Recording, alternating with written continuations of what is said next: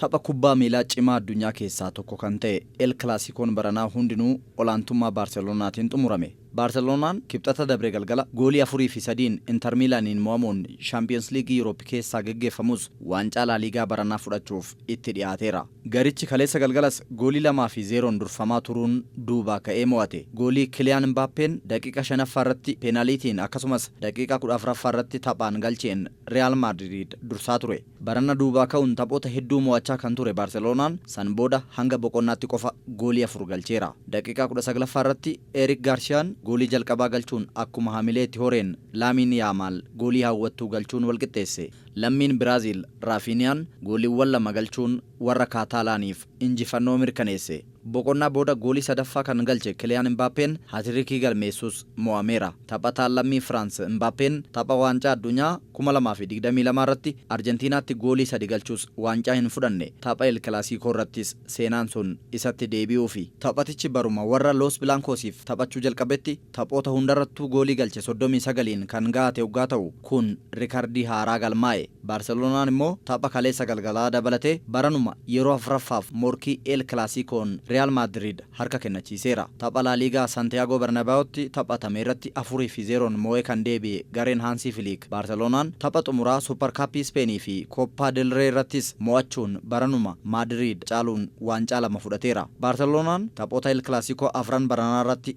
goolii 16 galche. Kunis rikardii tapha El Clasico bara tokko irratti goolii 13 ture kan itti fooyya'eedha. Baarselonaan taphoota La Liga 35 irraa qabxii 82 yoo dursu Madrid qabxii 75 sadarkaa lammaffaarra jira. Gareen Kaataalaan Baarselonaan kamisa galgala kilaba ollaasaa Ispaanyool mo'annaan immoo waancaa sadaffaa fudhachuun garee Kaarloo Ancelotti barana waancaa malee hambisuufi. Roobii galgala Real Madrid Mayorkaan mo'amnaan immoo taphni 3 osoo isaafuu shaampiyoonaa ta'uu mirkaneeffata.